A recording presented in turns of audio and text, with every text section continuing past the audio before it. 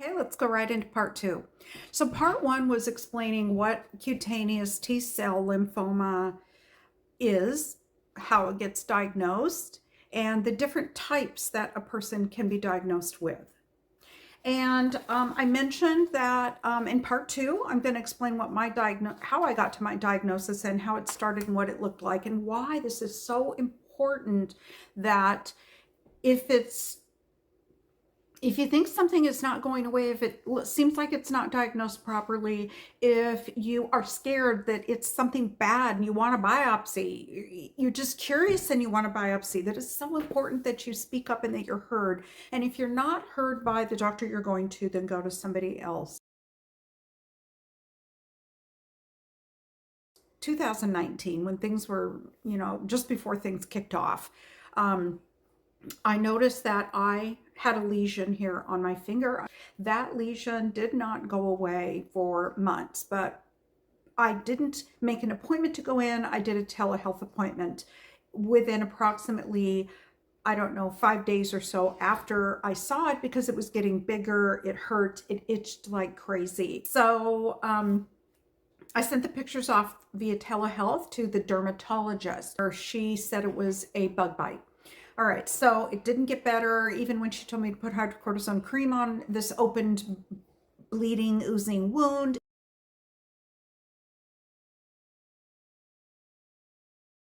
Fast forward 3 more years and 2 more lesions began, here and here.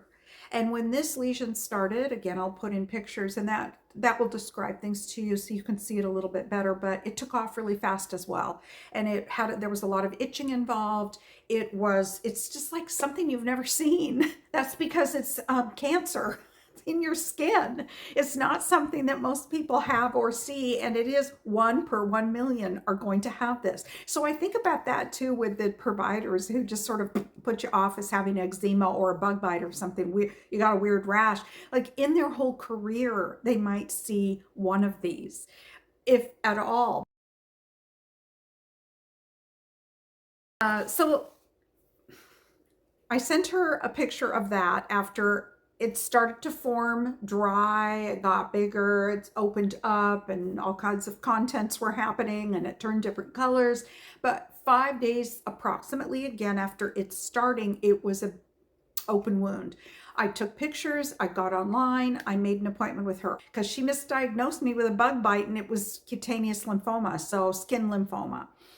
It is not skin cancer. If you read or listen to part one, I explain it is not skin cancer. It just comes out in the skin, but it is a type of lymphoma, non-Hodgkin's lymphoma, T cell lymphoma. There is also B cell. Okay, so I took pictures, I got a telehealth appointment, and she came back and said, well, since it's getting worse and not better, we can biopsy it. And I got an appointment with one of the clinics that was approximately, like an hour drive. Fine, I don't care. I drove out there, and I said to her and the certified medical assistant, I said to them, I'm really worried about this. Plus I have a lymph node on the same side, and then I have one here that's starting, and this is how this one started, but something's not right. And she said, don't worry, no, don't worry about it. Let's just do a biopsy, I'll send it off, and I'll get back with you. I said, okay. So the CMA numbed it up. Doctor came back in, she cut a chunk out, they took a picture of it, and off it went. And she said, I'm going to give you some antibiotics because it might be a bug bite. So we're back to that. It might be a bite that got infected. So I took the antibiotics, but I also want to tell you another symptom I had that is, I think, a part of it and important, and that is before the onset of these lesions, I have gotten folliculitis in the scalp, really, really bad. I still have it. I use topical clindamycin, I use topical steroids, and it calms it down, but it never has it go away. Okay, so that's something important too, that is a symptom of this. So does that start first, then trigger this, or does this start and then trigger that? But it happens kind of at the same time. I tried to get into a doctor that's up in the Seattle area who has a YouTube channel, and he is so good, and I really wanted to see him for all of this. But while it was starting to happen, I did call, I set up an appointment, and I couldn't get in for 3 months. So you can't sit there with a bloody scalp itching for 3 months or lesions that don't heal for months on end. You shouldn't. That should not be how it is.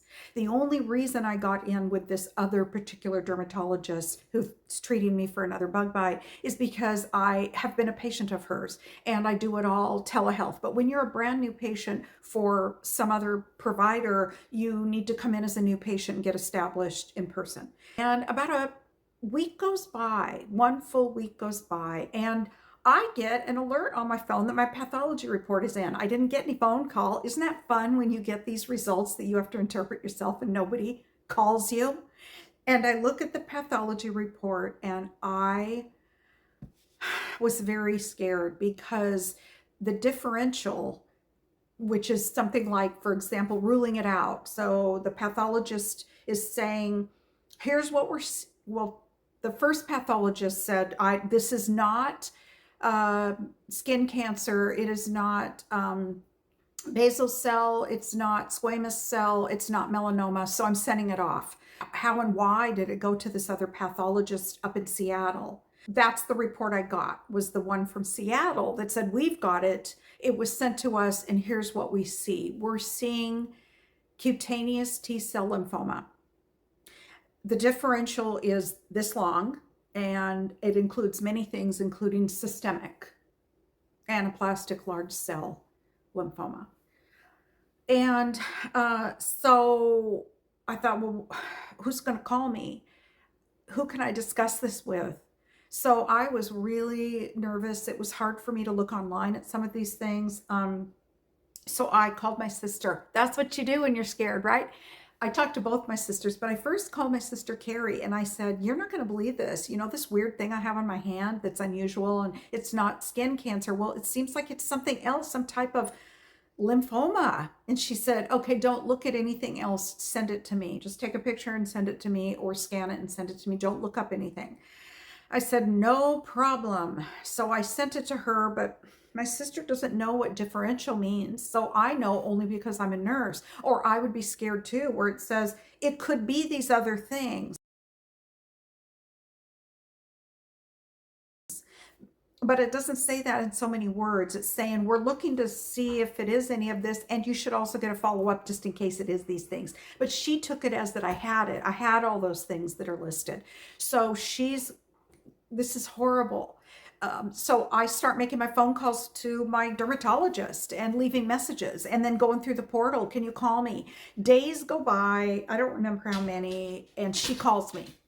Oh, thank God she calls me. So I have just a tiny sticky. That's all I could find, but that's all she said anyway, were a couple sentences. One of them, if you're going to get any kind of cancer, this is a really good one to get. Secondly, it never goes systemic. You will never have it go internal. This will always only stay on your skin. It's really not that big of a deal. Don't worry about it. So I write these things down and I think, oh, okay. I guess I won't make a big deal out of it. I don't. All right. At the bottom of the pathology, it does say further staining is going to take place. So that occurs, and another 5 days or so go by, and I get the alert that the next pathology and final report come in.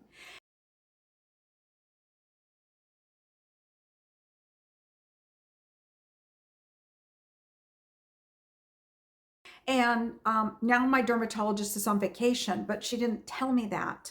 So I get the final result.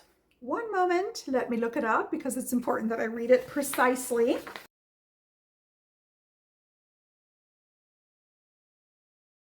Okay, thank you for sending this case, blah, blah, blah.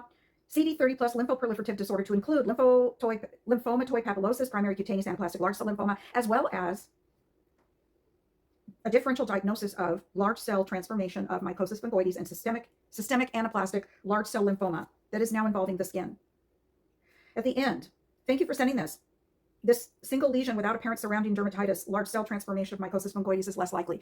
So now I have that. I need to be followed up. Who's going to follow up with me? Who's going to call me and tell me? Nobody's called still.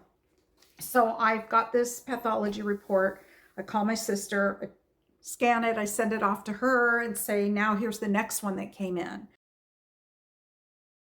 Next day, continuing on real quick here with what it is not. So just like in part one, I just want to go over for educational purposes or general interest that there are other types of CTCL or cutaneous T cell lymphoma, and the type that I was finally, after 3 pathology reports were completed, what type I had. And I'll put some pictures in.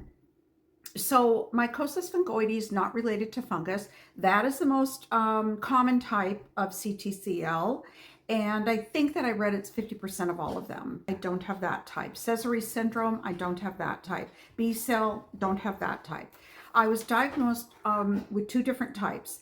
Anaplastic large cell cutaneous lymphoma, and I'll put in my picture what that looks like, and also lymphomatoid papulosis. So the 2 of them are CD30 proliferative disorder.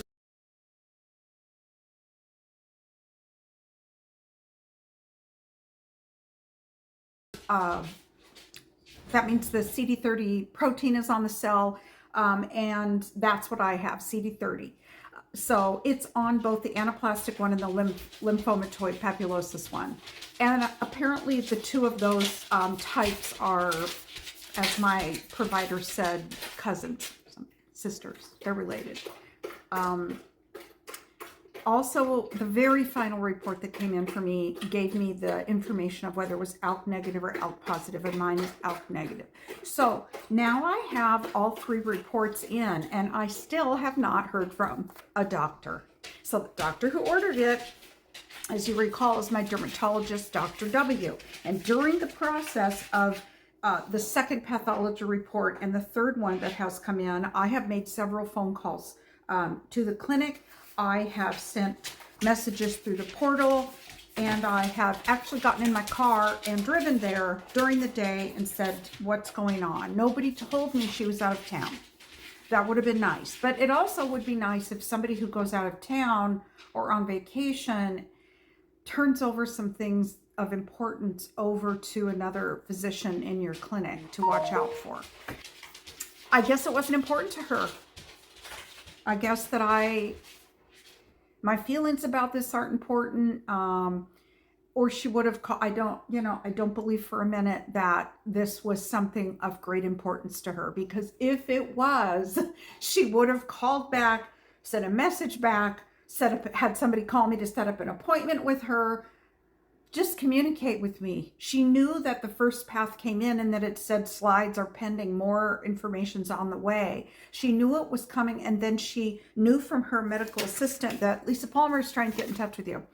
I wish I had all of the documentation. I guess I could get it, but it's not important at this time. I'm not going to that dermatologist anymore for obvious reasons. But I did place many calls. Like I said, I started a new job. It was really hard to work 50 hours a week, 60 hours a week at a brand new job, and then have all this going on, and a new diagnosis and no doctor to consult with, no care plan, nothing. In fact, I had to do things besides Google it. My sister had to take over and start looking at things till I could feel like I was grounded again, get my stuff together, convinced I guess I'm not going to die, because if it really was life-threatening, somebody would have called me. Surely they would have called me, right? Somebody would have said something, I would hope. So I did things like how I treat primary cutaneous CD30 positive proliferative disorders. Here we go. All this. I print all these kinds of things out so I can see how's it treated. What should I be doing? It's written by Dr. Shinohara, and she is my pathologist and dermatologist and specialist at Seattle Cancer Care Alliance now. But I had to figure it out on my own. I then said to the CMA at the dermatology clinic, could I just have a consult up to Seattle Cancer Care Alliance to this pathologist who's been working on my slides and seems to be the expert in this? Could I please see her? Could you send everything up to her, and could you make that connection happen? And she told me that she sent everything there. I sent a referral to Dr. Shinohara. Sometimes things move a little faster if you call as well and let them know. We sent notes over and you want to schedule an appointment, and here's their number. Please let me know if there's anything else I can do. I write back days later, I've called UW and they will not give me an appointment. I made, I don't know, a total of 5 phone calls to them. Can I please have an appointment with Dr. Shinohara? One of them, with the gatekeeper, she said, she only sees people with cutaneous T Cell lymphoma. I said, I have that. But I still didn't get an appointment. She gave me different reasons why. I had a lot of excuses. So again, I sent a message back. Remember, all this started at the very beginning of July, very end of June for me. It is now August 2nd. I send the CMA another note. I called UW and they will not give me an appointment. Is it possible that Dr. W could please call Dr. Shinohara herself? Dr. W has not called me back after several requests, and I'm not sure why. I would like Dr. W or Dr. Shinohara to go over the most recent updated pathology results with me. I'm having to learn about this via Google.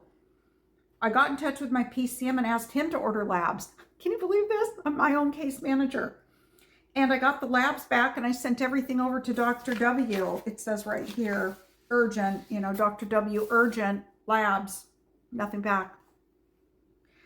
Please let Dr. W know I have intense scalp itching still, and I'm still peeling in my hand where the lesion is. I have tried various things for the scalp itching and it keeps me up at night, but nothing's working. Could I please have something for this? Is it connected to my diagnosis? My pharmacy is this. Thank you for your help. I feel a bit isolated with this and no discussion with anyone other than with Dr. W one time after the first pathology report while we waited for the final diagnosis to come in. Nothing. Okay, so when that happens and you're completely ignored, you move on to a friend. And I can definitely say that my internal medicine physician is the most excellent, amazing human being. He would never ignore anything from his patients. And I'm not his patient on this topic, but I got in touch with him and I sent him the pathology reports and said, I don't know what to do. And the dermatologist is not getting back in touch with me. Can you please help? He said, yes, I don't know what this is through the portal. He told me, I don't know what this is, but I'm going to order CBC with diff, flow cytometry, and chemistry. And I'm going to give you a consult to somebody I know that's a hematology oncology doctor upstairs here. She's not a specialist in this, but she's a general hemonc doctor. Her office is going to call you.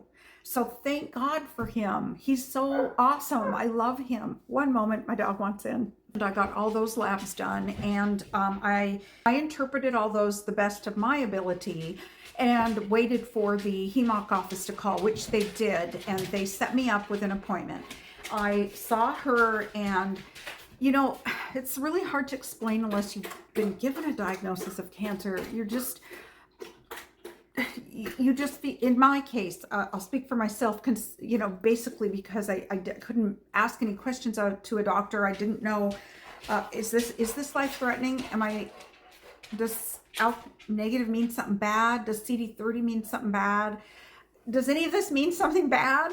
Why do I am finding it to be inexcusable to do this to a patient. It's not fair. It's not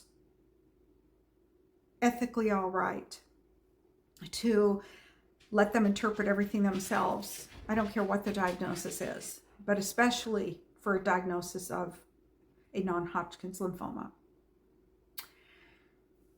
So when I went to the hemonc doctor, she was very, very kind.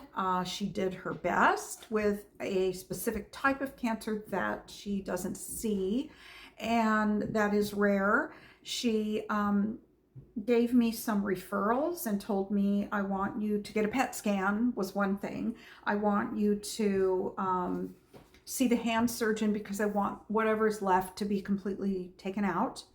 I want you to see oncology radiology oncologist, radiation, let me say it right, radiation oncologist, and consult with him. So I was grateful for all of that going on. I got my PET scan the following week. And just to let you know, getting your PET scan done and going into a hemoc clinic where it's a big one and everybody around you is wanting to live, they have cancer. It's really humbling. The results came in immediately that day, and I read them. They came on my phone. I was going to Starbucks. Here they are. Do I read them? Do I not? I read them, and I got to the bottom and everything looked good. All my lymph nodes looked good. Everything looked good, except the back of my throat lit up. I don't know why. I ended up having then to go to, from the hemoc doctor, she said, now I'm going to send you, I'm putting a referral into the head and neck oncologist so he can go over that part with you. I saw a radiation specialist. He was fantastic. And he said, I really want you to go up to Cancer Care Alliance in Seattle and see a specialist. I will do whatever that person recommends and come back to me with whatever that person says. And I said, yes, I'm trying to get in there. As far as the hand surgeon consult, I never got an appointment with that person. Nobody ever called me back to set that up. It went off to their clinic and it disappeared into midair. At this point now, I don't know, I'm on week 8 or so. I started to look on YouTube and research online, and I found a lady named Dr. Lauren Pinter Brown, and she's at UC Irvine, University of California, Irvine. I called up and said, I'm sending you all of my records. Would she please see me? Sure. Can you come Thursday? It was that simple. I booked a flight. And I flew down there. My son lives in Southern California. I asked, can you take me, go with me? Yes. So I'm grateful, so grateful for her. She is an expert in this. She is a lovely lady, a beautiful woman inside and out. She cares about her patients. She also, I highly doubt, would let a patient suffer with emotional distress after receiving a diagnosis and then never getting a treatment plan or a follow-up or even a simple conversation. You're going to be okay or you're not. Nothing. She wouldn't do that. Very few physicians would do such a thing. But she gave me a lot of reassurance. She said, I really think that it's lymphomatoid papulosis, although it does also look like anaplastic large cell. So you're going to be okay. I know Dr. Shinohara up in Seattle, who's down the freeway from me. Go to her or come to me. I don't care which one of us you see, but I don't suggest that you go back to your hemoc doctor, because my hemoc doctor at that point was talking about an infusion of an immunotherapy and chemotherapy called brentuximab. And she said, based on, this is all highlighted by my hemoc doctor, NCCN Guidelines version 2022, National Comprehensive Cancer Network. It is a workup, an algorithm. This is what she gave me. She said, based on what you have and that you have more than one lesion, you've got this one here that's milder and you have all this going on in your scalp, I think that you need to get brentuximab.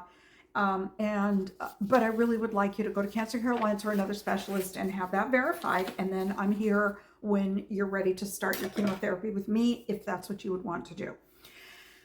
And so Dr. Pinter Brown said, I don't think you need that. I think that we will just, this is pretty much dried up and gone. This one's pretty much dried up and gone. I don't know if this is related to this. I honestly don't know, but it's okay to continue with your scalp, to continue with this scalp treatment here. And I will see you for a follow-up when you have another outbreak, or go up to Seattle. So the whole goal is to get people into remission, right, with any kind of cancer, and that includes a lymphoma that is in your skin. And all of this now is gone. Took 4 months, now it's gone. It's going to come back again. It comes and goes. You have it for life. But at that point when it comes back, come to me. We're going to do another biopsy, and we're going to discuss medication at that time. There's a lot of options. When I got back from California, lo and behold, Seattle Cancer Care Alliance called and said, Dr. Shinohara can see you now. Do you want an appointment? Yes, I want to see her. I go in and I see her, and she has her team in there with her, of residents and other dermatology type people that are interested in this. I told her my story. Where were you when I needed you? How come it's so hard to get in to see somebody? And she was genuinely not happy about that. I really don't think that a lot of the doctors, a lot of them know what's really going on when patients are calling and begging and pleading to be seen. They don't always know, but she listened to me. She was very empathetic. She talked to me about keeping an eye on lymph nodes. So that's what you're going to do. You're going to come back every 6 months or further out, and you're always going to come in for lymph node check all the way through groin, armpits, etc. Labs if necessary. And when you have another outbreak of the skin lesions, then come back. And it is wise, apparently, I'm not just saying this, but she said to get several biopsies. There's something I learned recently, that why do biopsies turn out looking like nothing when you might have cutaneous T cell lymphoma? And what I learned is a lot of times, because of the massive itch factor, people are putting hydrocortisone cream and even some other prescription types of steroids on their skin, and then they go in for a biopsy of that area, and that hydrocortisone substance, that steroid is, I don't have the exact words, but it's really suppressing the T cells, I guess is what I would say. And your accurate diagnosis is not going to come out. So it's important that people go in and get a biopsy at the right time. That's why there are an awful lot of people that say, I got a biopsy and everything was fine, and then on my third biopsy, it turned out to be cutaneous lymphoma all this time. That's at least one of the reasons why. I learned that from a PA who is a dermatology PA and also has mycosis fungoides.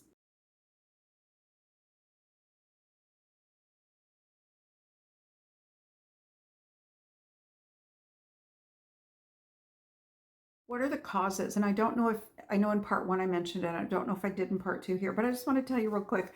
At my conference last month, the researcher said interleukin 15 is overexpressed in people with CTCL. So the medication trials, that some of them that are going on right now, are blocking the interleukin 15. That's one thing that contributes to it. The other is a disruption or mutation in the DNA. That is a given. And another theory is it has to do with viruses. So that's the answer on what are the causes of this. Just happens. Does it go away? No, I think I already discussed that. It goes into remission, and that's the goal.